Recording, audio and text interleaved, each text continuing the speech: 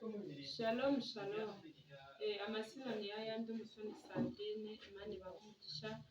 Yamubwira wowe wabyutse ukabona byemeye ushime. Igitondo gishobora gusa n'ikindi ariko ibereyemo ntibibe bimeze kimwe. Wowe rero wabonye byemeye shima. Mbere yuko twumva ijambo ry'Imana reka dusenge Imana kandi dushime Imana.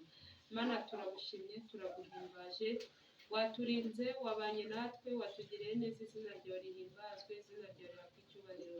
Tugiye kumva ijambo ryawe ntirice mu gutwi kumwe ngo rivuke mu kundi, ahubwo rishinge imizi mu mitima yacu, mu izina rya Yesu amen. Tugiye kumva ijambo ry'Imana turasanga muri Luka 18:35 umurongo wa 35 kugeza 38. Umutwe w'amagambo uravuga ngo Yesu ahumura impumyi. Nuko yenda kugera i Yeriko, impumyi yari yicaye iruhande rw'inzira isabiriza.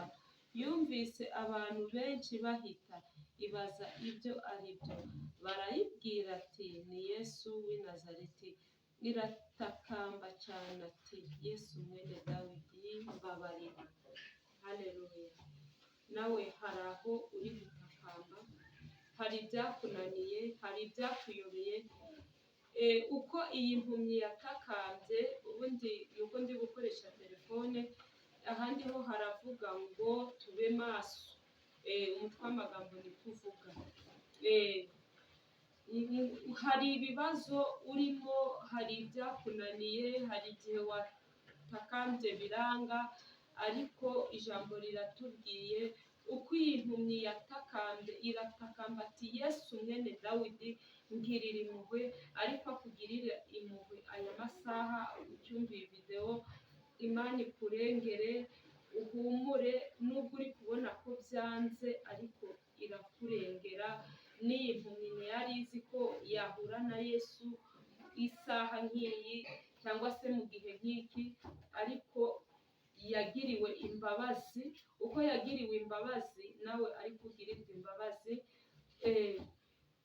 Imana itugirire neza, ube maso, utaba nka wa muntu.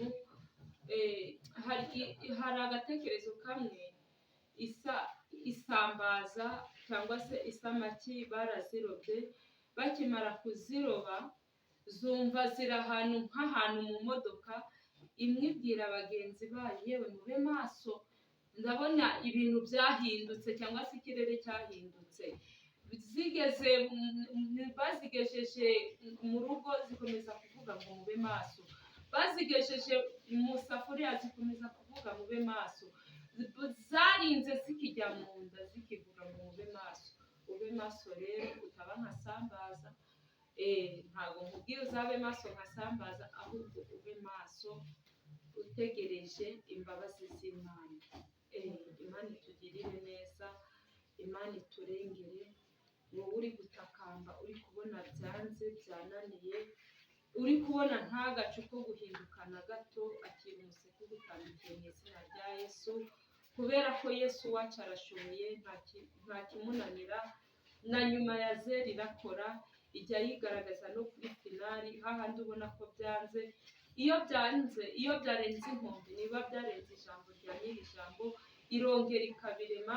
Yo igihagarara ku ijambo ryayo, kandi ntabwo ijya yisuzuguza ku ijambo yavuze cyangwa se icyubahiro cyayo ngo ibe yagiha undi.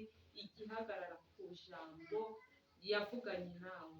Imana itugirire neza kandi Imana iturengere. Reka dusenge Imana muri aka kanya. Wowe ufite ikibazo watabaje, uri kubona byanze.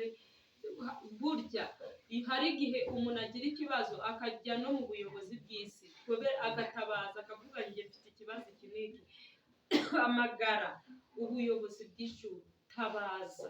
Kubera ko iyo umuntu afite ikibazo mu isi aratabaza akajya no mu buyobozi. Nawe tabaza, uhamagare komite y'ijuru iterane. Ubwire Imana ndashaka komite y'ijuru iterane ku buzima bwanjye, kubera ko akanwa kanjye cyangwa se akanwa kawe nako kuguhesha umugisha. Kubera ko icyo uvuze, burya ijambo umuntu asohoye rijya rimukurikirana. Hari igihe umuntu avuga ariko igihe cye cyo kubwirwa ugasanga uravuze Mana yabaye wankorera iki n'iki nagushima, ugasanga kandi cya kintu uko wakivuze niko kibaye. Icyo gihe wavuze mu gihe cyawe cyo kumvirwa n'Imana, niyo uvuga ngo ikore ikiruta icyo yagikora. Rema, haleluya, uvuga ibikomeye ku buzima bwawe, we kuvuga ibyoroheje. Yumva, rema ubuzima buzima, ureke gushidikanya. Hoya, wowe gira kwizera ureme. Kadusenga Imana. Wowe uri guhamagara ukabona byanze, njya nkunda kubwira abantu, hamagara kuri nimero y'ijuru ya Yeremiya 33:3. Aravuga ngo ntabaza ndagutabara, nkwereke ibikomeye birushya utabasha kumenya.